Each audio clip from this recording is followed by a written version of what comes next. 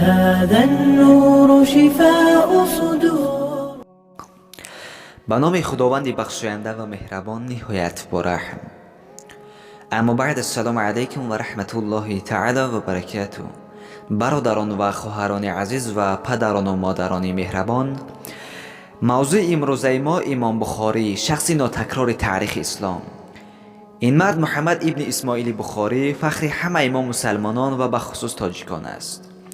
نام پوره او عبدالله محمد ابوالحسن ابن اسماعیل ابن ابراهیم برزبه می باشد که اصل او از تاجیکان بخارا بود. محمد ابن اسماعیل سال 194 هجری که مطابق با 810 میلادی است در بخارا به دنیا آمده است. پدرش اسماعیل دوستدار علم و دانشمندان بود. قرآن و حدیث پیغمبر صلی الله علیه و سلم را احترام میکرد. اسماعیل از محمد کلانتر پسری داشت که احمد نام داشت، یعنی برادر محمد. در سرچشمه ها درباره احمد معلومات وارد نشده است، اما فرزند دوم او محمد ابن اسماعیل را در شرق و غرب همه مسلمانان با تخلص امام بخاری میشناسند و تا حال همه دانشمندان به علم و معرفت او قائل ماندند. از گفته های بالا معلوم می شود که محمد در عائله به دنیا آمده است که دوستدار علم و دین الهی بودند، اما با تقدیر الهی هنوز در ایامی که محمد به سن بلاغت نرسیده بود، پدرش اسماعیل وفات می کند و محمد را یتیم می گذارد. اینجا سوال پیدا می شود که بعد وفات پدر تربیه محمد به دوش که واگذار شد و یا خود چگونه یک فرزند یتیم در آینده یک شخص بزرگ گشت و نام پدر خود را زنده کرد؟ به این سوال تنها یک کلمه جواب است: مادر. مادری که در حقیقت زاهده، عابده، اهل سجده و اهل دعا بود. مادری که واقعا هم پرهیزگار بود. مادری که به قرآن حدیث پیغمبر صلی الله علیه و سلم محبت زیادی داشت. این مادر به جز آنکه فرزند را اکنون تنها به وای میرساند، باز به مصیبت دیگری هم نیز گرفتار بود. اما با تقدیر الهی باوری داشت و به تقدیر خود راضی بود. مادری که ایمان به خداوند داشت و میدانست که دعا اجابت می شود و از این رو هیچگاه از درگاه خداوند ناامید نمی شد.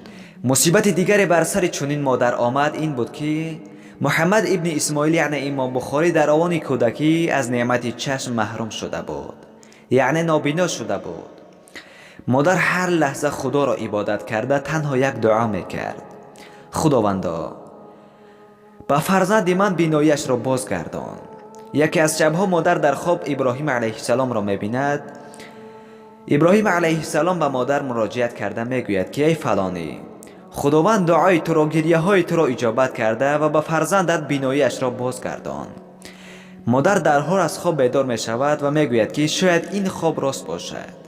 چون صبح میدمد، مادر بالای جای نماز بود که محمد دوان دوان نزد مادر آمده و میگفت: مادر، من شما را دیده ایستادم. مادر گفت: البته تو مرا دیده ایستاده، اما با چشمان بیناییت نه، بلکه با چشمان دلت. محمد میگوید که نه مادر جان، من شما را با چشمان بیناییم دیده ایستادم. این لحظه برای مادر بهترین لحظه بود که زیرا بینایی به فرزندش محمد ابن اسماعیل بازگشت. ببینید که دست دعای مادر با عفت اگر از خداوند دعا پرسد به چگونه معجزه ها قادر است. در حقیقت که مقام و منزلت مادر نزد خداوند بلند است. از این سبب باید که مادران در حق فرزند خویش دعای نکنند، نه آن دعاهایی که صد افسوس که امروز در راهرو و کوچه ها، بازار و خیابان ها و عموما در جایهای جمعیت از بعضی مادران نسبت فرزندانشان مشاهده میکنیم. از قبیل جوانمرگ شو، به یگان بیماری سخت و دردناک گرفتار شو. اما از آن اندیشه نمیکنند که اگر آن دعا اجابت گردد، پیش از همه خودی همان مادر جفا میکشد. خودی مادر طاقت دیدن داغ فرزند را ندارد. خلاصه محمد ابن اسماعیل را در تربیت چنین مادر با عفت به وایه میرسد. وقتی که به سن 10 سالگی میرسد، مادر او را به مدرسه بخارا میبرد. محمد در بخارا چند آیت و چند سوره قرآن را از خود میکند و این چنین به حدیث پیغمبر صلی الله علیه و سلم توجه ظاهر نموده چند از آن را حفظ میکند. خداوند به کودک چنین زیرکی و دانایی را داده بود که به سن 10 سالگیش نگاه نکرده بعضی از خطاگیری که استادان هنگام روایت حدیث راه میدادند سری وقت اصلاح میکرد.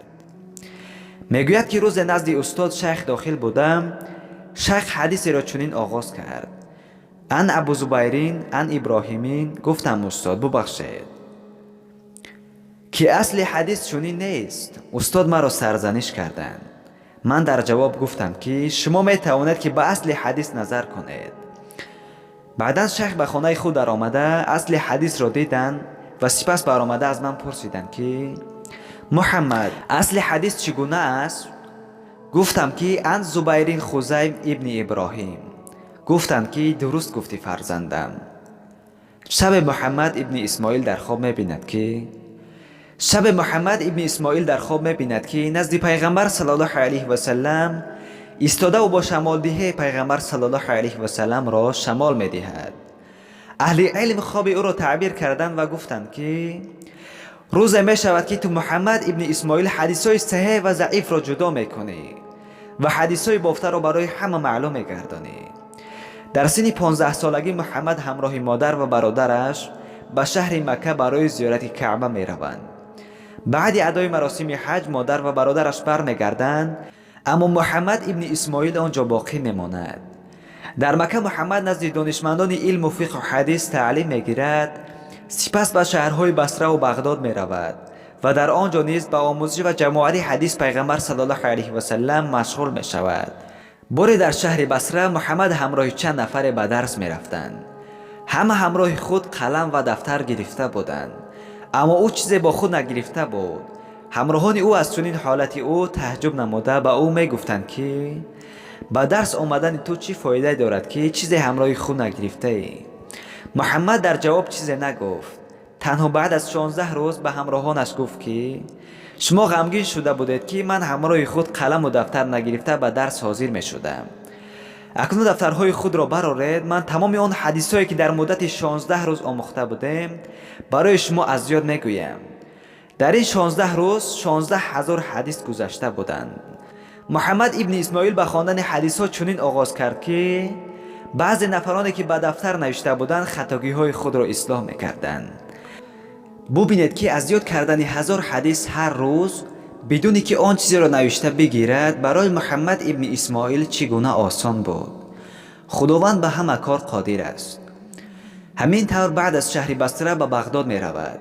نام امام بخاری علیکی در شهر بغداد همچون امام بخاری شخص حدیثدان پهن گشته بود. دانشمندان بزرگ علم حدیثی بغداد بین همدیگر اتفاق کردند که پگاه امام بخاری به بغداد می آید و در حلقه علم می نشیند که در آن هزاران نفر اشتراک می کنند. باید در آن حلقه علم او را امتحان کنیم. امتحان از آن عبارت است که باید 10 نفر را انتخاب کنیم که حدیث ها را خوب داند و به هر نفر 10 حدیث داده شود. هر یکی را وظیفه دار سازند که آن 10 حدیث را چنان دگرگون سازند که می توانند، یعنی راویان حدیث را پیش و قفا گذارند و یا متن حدیث را نیز تغییر دهند. خلاصه آن روز آن 10 نفر هر یک 10 حدیثی تغییر داده و در مجموع 100 حدیث برای محمد ابن اسماعیل باید که بخوانند و از او درست و یا نادرست بودن آن را بپرسند. روز دیگر امام بخاری جوان در مسجد بغداد درس می‌گذاشت. بعد از به آخر رسیدن درس یکی از آن 10 نفری که پیشکی تیاری دیده بود حدیثی را خواند و از امام بخاری درست و یا نادرست بودن حدیث را پرسید. در جواب امام بخاری گفت که من چنین حدیث را نمیدانم. همین طور آن نفر 10 حدیث را گفت و 9 نفر دیگر نیز 10 حدیث گفتند. اما همه تنها یک جواب میشنویدند که من چنین حدیث را نمیدانم. کسانی که از این قصه خبر داشتند الکی به زیرکی امام بخاری قائل شدند، زیرا فهمیدند که او نادرست بودن حدیث را درک کرده است. اما آنهایی که از این قصه خبر نداشتند از چنین جواب تعجب میکردند و حتی بعضی‌ها میگفتند که علم امام بخاری هنوز پوره نشده بوده است. در آخر امام بخاری از جماعت پرسید که آیا همه شدند؟ گفتند که همه شدند. سپس امام بخاری به نفر اولی که حدیث گفته بود مراجعت کرده و گفت که حدیث اولی که چنان خواندی طرز درستی آن چنین است. حدیث دومی که چنین خواندی طرز درستش چنین است. و همین طرز 100 حدیث را به هر یک خوانده اشان به طرز درستش خوانده داد. این لحظه همه تعجب کردند و به قوه حافظه او قائل گشتند. تعجب مردم در آن نبود که طرز درست حدیث را خواند، بلکه تعجب در آن بود که چگونه امام بخاری همگی با یک مراتبه شنیدن 100 حدیث تغییر داده شده توانست که آنها را در خاطرش نگاه دارد و هر یکی را به صاحبش از سر نو خوانده دهد. امام بخاری در سن 16 سالگیش به تألیف کتاب خود صحیح بخاری که همچون صحیح جامع مشهور است شروع میکند. خلاصه این و دیگر عامل‌هایی بودند که صحیح جامع محمد ابن اسماعیل که معروف به امام بخاری است سرچشمه دوم دین اسلام قبول کرده شد. پیغمبر اکرم صلی الله علیه و سلم پیش از وفاتشان به امتان خود وصیت فرموده بودند که من میروم اما بعد از خود برای شما دو چیز را میراث میگذارم، یکی قرآن و دیگری حدیث من است. و حالا همه مسلمانان روی عالم برابر حدیث محمد صلی الله علیه و سلم را شنیدن، پیش از همه کتاب صحیح جامع امام بخاری را پیش نظر می آورند. این بود معلومات مختصر. خدا حافظ. السلام علیکم و رحمت الله و برکاته.